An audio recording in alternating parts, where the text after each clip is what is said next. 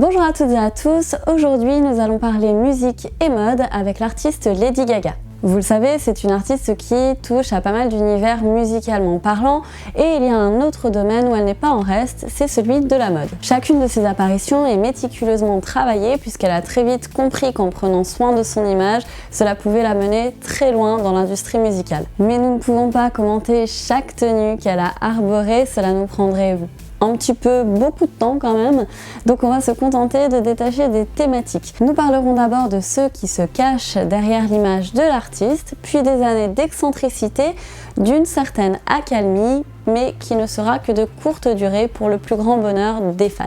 Alors commençons tout de suite avec la House of Gaga. Il s'agit d'un collectif d'artistes qui entoure Lady Gaga depuis 2008.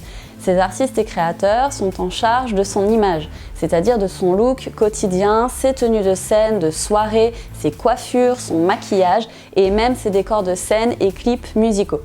En fait, elle va créer ce collectif en s'inspirant de la fameuse Factory d'Andy Warhol des années 60-70 et elle explique dans une interview avoir choisi le nom de House of Gaga en référence à son amour pour le Bauhaus, l'institut allemand d'architecture et d'art appliqué fondé par Walter Gropius.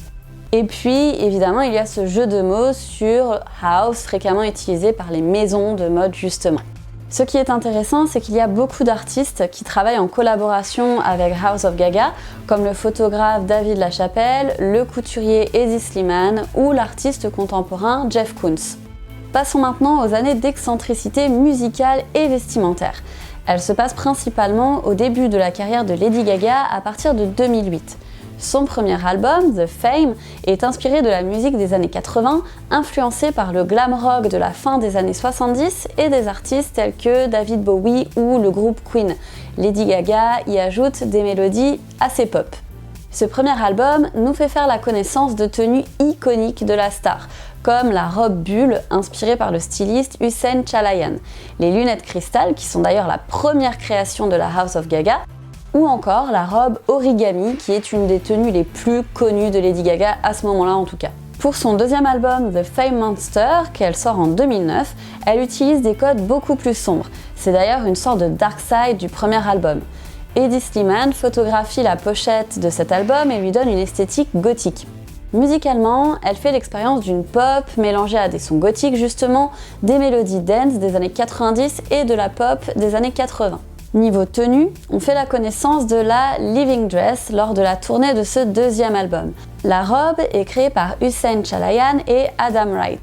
Elle a nécessité plus de 6 semaines de travail et n'a été terminée que 2 heures avant le début du concert. Et puis, il y a ce soutien-gorge spectaculaire qui fait son entrée au Much Music Awards de 2009 et que l'on retrouve un an plus tard dans le clip Bad Romance. Le soutien-gorge explosif est l'œuvre de Matthew Williams. Il permet un spectacle pyrotechnique venant de la poitrine de l'artiste.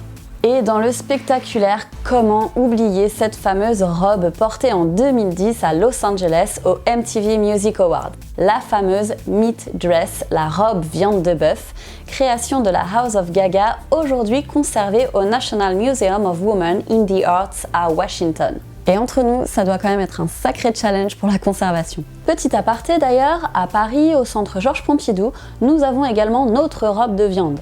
L'artiste Jana Sterbach crée en 1987 l'œuvre qu'elle appelle Vanitas, robe de chair pour albinos anorexiques.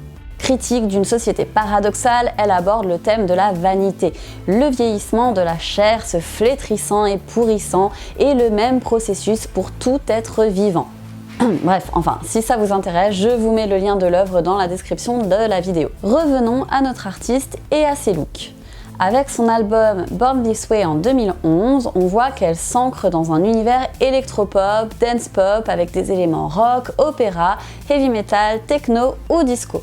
Pour les tenues, on la retrouve en femme moto sur scène ou dans l'univers glam metal comme dans son clip Judas où elle arbore un costume composé d'un bandana, d'un blouson noir et d'un soutien-gorge clouté. 2013, c'est vraiment le summum de l'excentricité avec l'album Art Pop. Cet album est un projet assez perso qui ne marche pas très bien auprès du public qui s'y perd vraiment musicalement parlant. Côté esthétique, il y a ce clip très intéressant du titre Applause qui est truffé de références au monde de l'art et de la mode. On peut la voir marcher de façon cadencée, comme sur un podium avec les flashs qui crépitent des photographes.